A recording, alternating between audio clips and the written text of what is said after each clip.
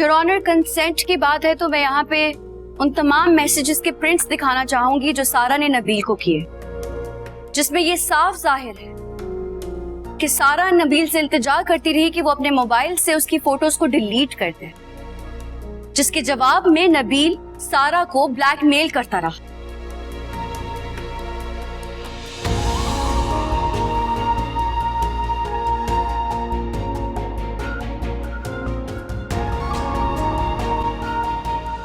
Hello, हाँ सारा, मैंने तुम्हें कुछ फोटोज भेजी हैं, तुमने देखी? अच्छा, आज शाम फिर उसी लोकेशन पे मिले, मुझे तुमसे बहुत जरूरी बात करनी है। अच्छा, तबीयत खराब हो गई? शराफत से जो लोकेशन भेजी हूँ वहां पर पहुंच जाना, वरना तुम्हारी ये सारी तस्वीर तुम्हारे अब्बा, ऑफिस के लोगों, सबको भेज दूंगा। शाबाश, ये बात हुई ना। वैसे डरने की कोई बात है नहीं, मैं बहुत अच्छा इंसान हूँ, तुम्हारा बहुत ख्याल रखूंगा। After all I am a gentleman. अच्छा चलो, शाम को मिलते हैं।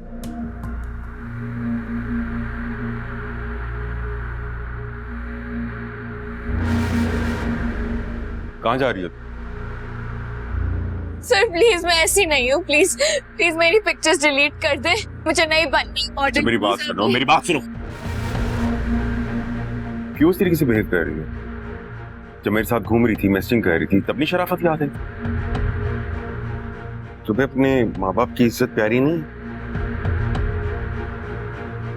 मैं कुछ भी नहीं कर रहा हूँ। You're in safe hands, ठीक है? मेरे अब्बू नेक्स्ट डे ऑफिस भी गए थे, लेकिन उन्हें बोला गया कि ये सब कुछ उनकी बेटी के कंसेंट से हुआ है। मैं मानती हूँ कि मेरी गलती है। मेरी गलती है कि मैंने उन्हें एक अच्छा इंसान समझा। मैंने समझा कि वो एक अच्छे सीनियर है, वो मेरी शायद हेल्प करना चाहते हैं, शायद वो मेरे लिए कुछ अच्छा सोच रहे हैं, और शायद मैं एक मॉडल बन सकती हूँ। लेकिन मैं गलत थी। मेरी गलती थी कि मैंने उन पे ट्रस्ट किया और बदले में मैं सिर्फ ब्लैकमेल होती रही।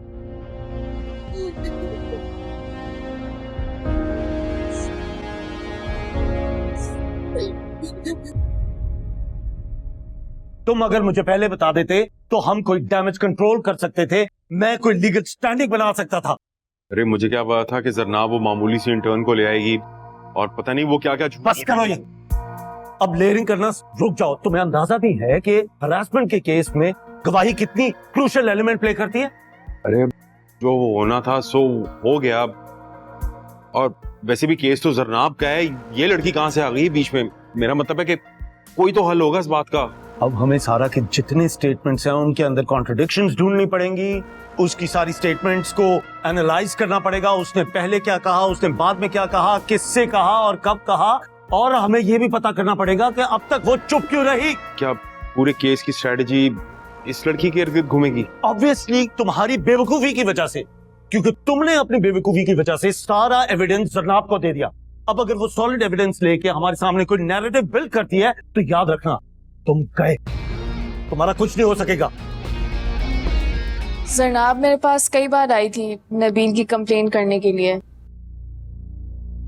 शुरू में तो मैंने मामले को संभालने की कोशिश की, लेकिन जैसे बात बिगड़ती गई मुझ पे प्रेशर डाला गया कि मैं बोर्ड के सामने जरनाब के खिलाफ बयान दूं। किस किस्म का प्रेशर और किसकी तरफ से ये प्रेशर था? मुझे जरताश, हमारी बॉस, उन्होंने काफी स्ट्रिक्टली ऑर्डर्स दिए थे कि जरनाब की हर कंप्लेंट को इग्नोर किया जाए। जब मामला एस्केलेट होता गया तो यहाँ तक आ गया कि नबील के खिलाफ एक्शन लेने के बजाय जरनाब को टर्मिनेट किया जाए। ऑनेस्टली मैं इस सब मामले को लेकर बहुत शर्मिंदा हूँ। मुझे बहुत अफसोस है कि मैं अपनी जॉब को सही तरीके से नहीं कर पाई। अगर पहले एक्शन ले लिया जाता तो शायद ये सब ना होता।